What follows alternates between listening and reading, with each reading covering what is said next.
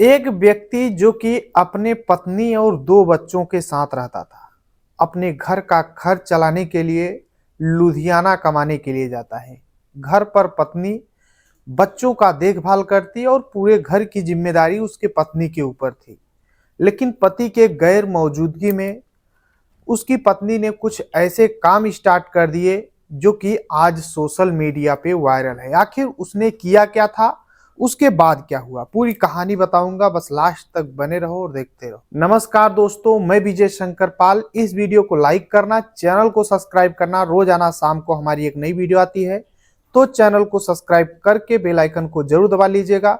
बाकी आप लोग कहां से हमारी वीडियो देखते हैं कमेंट जरूर कीजिएगा। नेक्स्ट वीडियो में आप सभी का नाम जरूर लूंगा। उसके पहले बता दूं कि अगर आप 10,000 से 20,000 के बीच में बेस्ट मोबाइल फोन देखना चाहते हो, या फिर बेस्ट घड़ी आप देखना चाहते हो, या फिर best mic, best tripod, best ring light, या फिर ब्लूटूथ, आपको लिंक मैंने डिस्क्रिप्शन दे दिया है, प्रोडक्ट को टैग कर दिया है, वहां से आप बाय कर सकते हो। मैंने ऐसे मोबाइल टैग किए हैं जो कि मैं खुद यूज किया हूं और हमें लगता है कि वो मोबाइल बेस्ट होते हैं। बाकी चलिए स्टार्ट करता हूं। आज की जो सच्ची घटना सुनाने जा रहा हूं, यह है बिहार प्रदेश में एक जिला लगता है मुजफ्फरपुर। यहीं पर थाना है मनियारी, गांव अमरख। यहीं के रहने वाले कपिलेश्वर प्रसाद महतो, जो कि अपने परिवार के साथ रहते थे। साल 1995 की बात थी। कपिलेश्वर प्रसाद महतो की शादी सुरजी देवी से होता है। कपिलेश्वर प्रसाद महतो और सुरजी देवी पति पत्नी बनकर खुशीपूर्वक रहते थे। समय बीतता है, इनके खुशियों में चार चांद लगता है। पहले एक बेटी जन्म लेती है, फिर एक बेटा। यानी जो कपिलेश्वर हैं और सुरजी देवी दोनों के बीच में एक बेटी और एक बेटा जन्म लेते हैं। समय बीतता है, लेकिन जो सुरजी देवी थी उनका अपने परिवार से बन नहीं रहा था, यानी अनबन चलता था। इसलिए सुरजी देवी जो है अपने पति कपिलेश्वर से बोलती हैं कि अगर रहना है तो अपने माता पिता और भाइयों से अलग रहो, हम अपने दोनों बच्चों का पालन पोषण कर लेंगे, उनके साथ नहीं रहेंगे। आखिरकार कपिलेश्वर अपनी पत्नी सुरजी देवी की बात मानते हैं और अपने दो बच्चों को लेकर अलग रहने लगते हैं, यानी बंटवारा कर लेते हैं घर में। अब कपिलेश्वर और सुरजी देवी रहते हैं, समय बीतता है। लेकिन पहले तो अगर जैसे कोई आदमी एक में रहता है तो कोई भी दिक्कत हो तो परिवार का कोई भी सदस्य पैसा दे देता है। लेकिन अगर अलग हो चुके हो तो कुछ भी काम होगा आपको ही करना होगा, आपको ही पैसे की इकट्ठा करना होगा, जरूरत जो भी होगी। इसलिए अब जब पैसे की दिक्कत होने लगती है तो कपिलेश्वर के पास इतने पैसे नहीं थे कि घर का खर्च अच्छे से चला सके। इसलिए साल 2005 में कपिलेश्वर प्रसाद महतो लुधियाना एक प्राइवेट कंपनी में मजदूरी करना स्टार्ट करते हैं। अब वहीं पर मजदूरी करते सुरजी देवी जो थी वो घर पर दो बच्चे थे, यानी एक बेटी एक बेटा, उनका देखभाल करती, घर का किसानी। जो कपिलेश्वर प्रसाद महतो थे वो बाहर रहने लगते हैं, यानी लुधियाना में ही अपना एक प्राइवेट कंपनी में जो मजदूरी करते उससे जो भी पैसे पाते उसे सुरजी देवी को दिया करते थे। जब भी साल भर 6 महीना में आते घर पे तो सुरजी देवी को दिया करते थे। लेकिन इधर सुरजी देवी जो थी वो घर पर रहती थी, तो कोई भी काम हो, गांव जो है अमरख, उसी के पास के ही गांव में सुरजी देवी की बड़ी बहन की शादी हुई थी।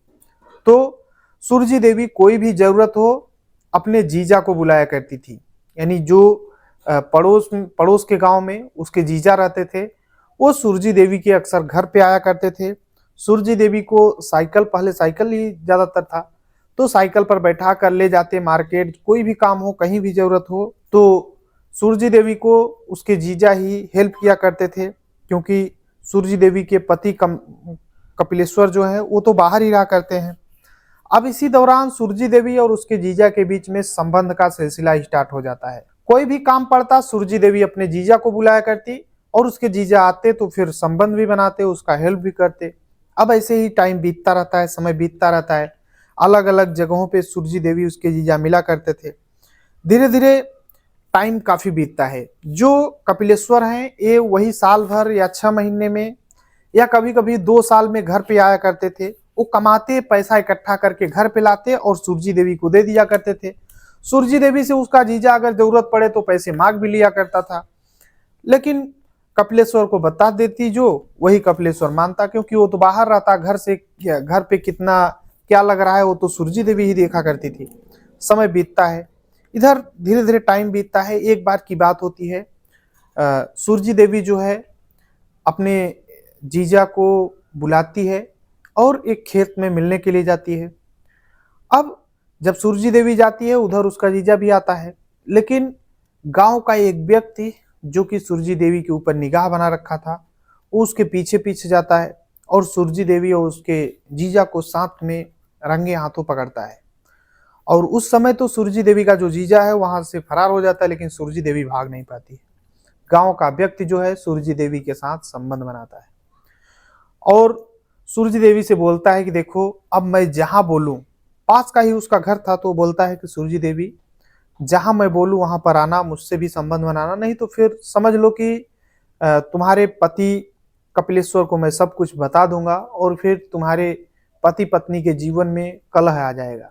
अब सूरजी देवी बोलती है कोई दिक्कत नहीं हमें, तुम जहां चाहोगे वहां मैं आऊंगी।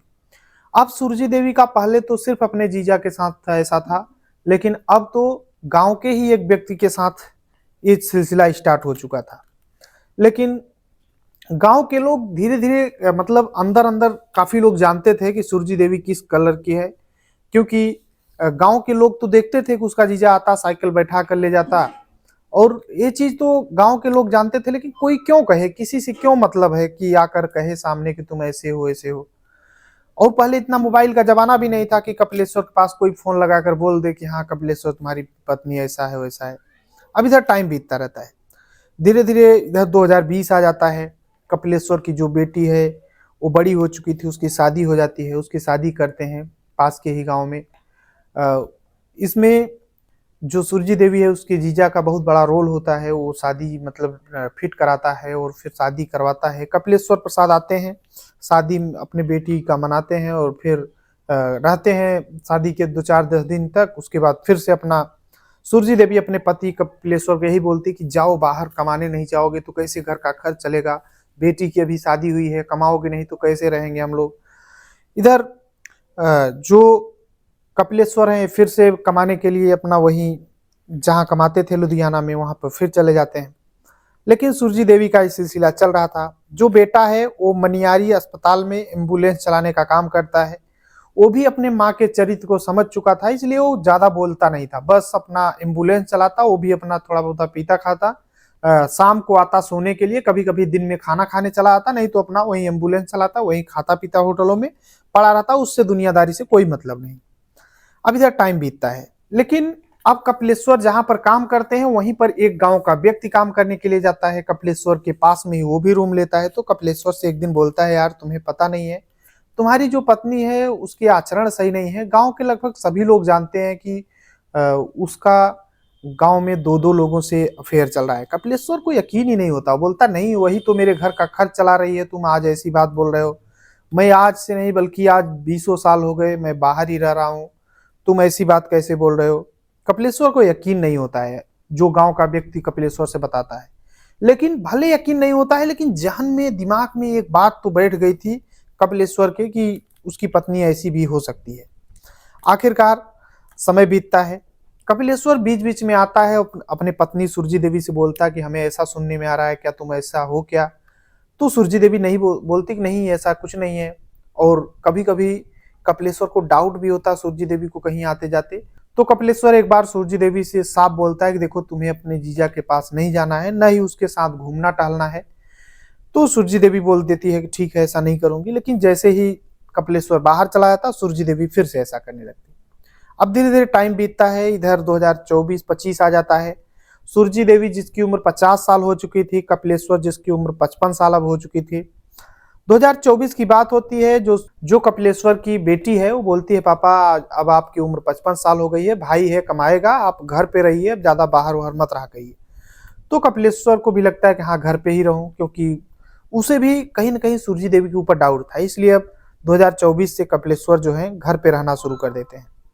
लेकिन सूरजी देवी इतना दिन तो उसे कोई दिक्कत नहीं था, क्योंकि उसका पति तो बाहर रहता था, इसलिए खुलेआम अपना बेटा तो एम्बुलेंस चलाने चला जाता है, उससे कोई मतलब ही नहीं। तो सूरजी देवी अपना कभी गांव वाले व्यक्ति के साथ, कभी अपने जीजा के साथ अपना रंगरेलिया मनाती थी। भले उम्र 50 साल हो गई थी, लेकिन कहते हैं ना कि गलत अगर आपके दिमाग में गलत चीजें गूंजने लगे तो फिर उसका अंत होता भी नहीं है।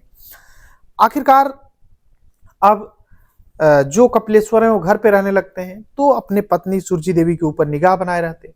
सुरजी देवी को एक दिन कपिलेश्वर देखते हैं कि वो अपने जीजा के साथ फिर घूमने के लिए जा रही है, तो कपिलेश्वर साफ मना करते हैं कि ऐसा तुम्हें नहीं करना है। अब धीरे धीरे टाइम बीतता है। इधर 19 दिसंबर की बात होती है।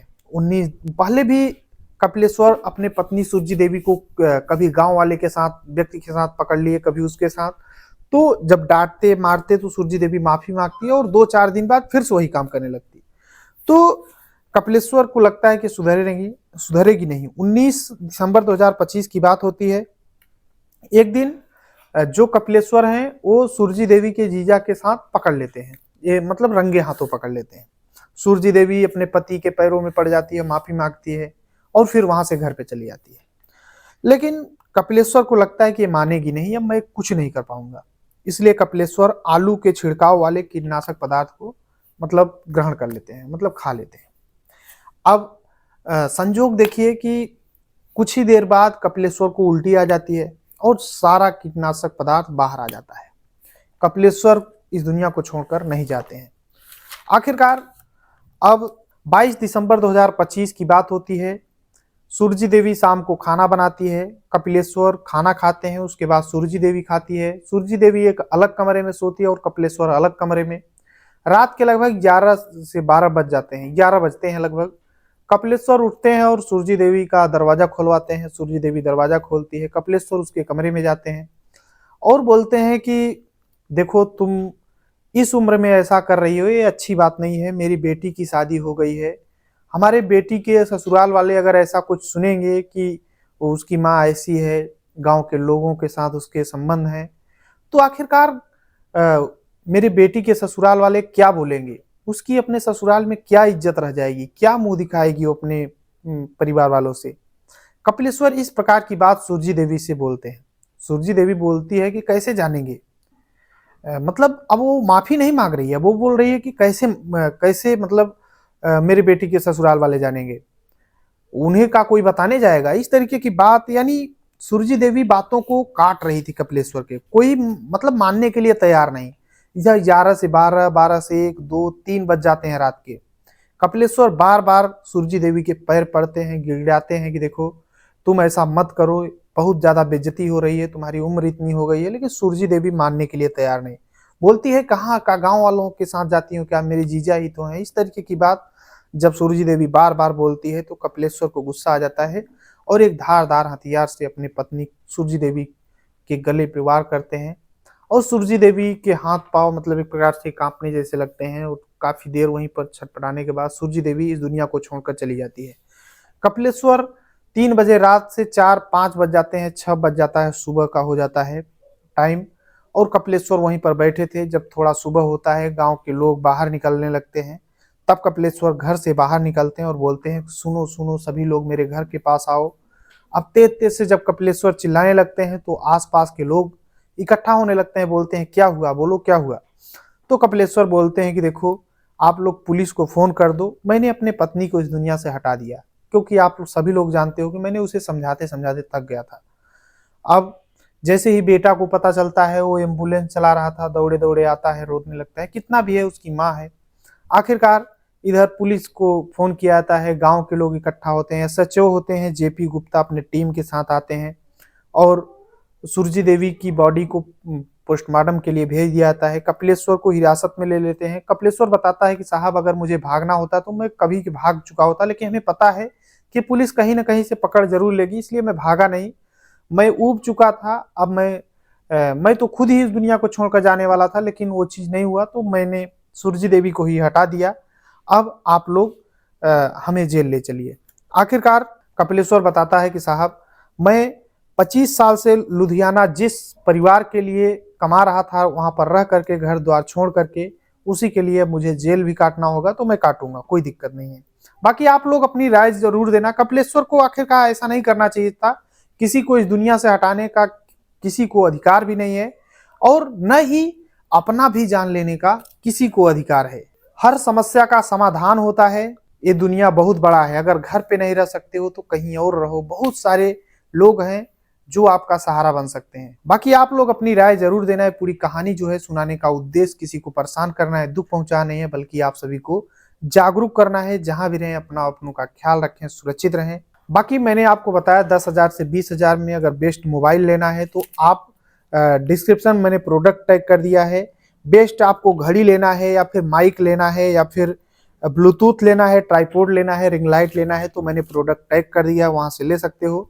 चलते हैं कमेंट की ओर। तो नरेंद्र देव जहानाबाद बिहार से, महेंद्र तांडी वाड़ी गुजरात से, प्रहलाद मौर्य हैं जो कि संत कबीर नगर उत्तर प्रदेश से, विजय पटेल बनारस उत्तर प्रदेश से, उमेश शर्मा है बनारस उत्तर प्रदेश से, रामलाल मेघवाल हैं अल्टा बाड़मेर राजस्थान से, सुंदरलाल अहिरवार ग्राम मरदेवरा छतरपुर मध्य प्रदेश से हैं। और बोलते हैं कि भाई मेरी मोबाइल खराब हो गई है इसलिए मैं वीडियो नहीं देख पा रहा हूँ, तो मैंने एक 13,000 में मोबाइल प्रोडक्ट टैग कर दिया है मोबाइल, उसको आप ले सकते हो भाई अगर चाहो तो। बाकी दिलीप राजपूत, जिला खंडवा, गोकुल गांव से बोलते हैं राम राम। सभी को तहे दिल शुक्रिया। मिलते हैं वीडियो में, तब तक के लिए जय हिंद, वंदे मातरम।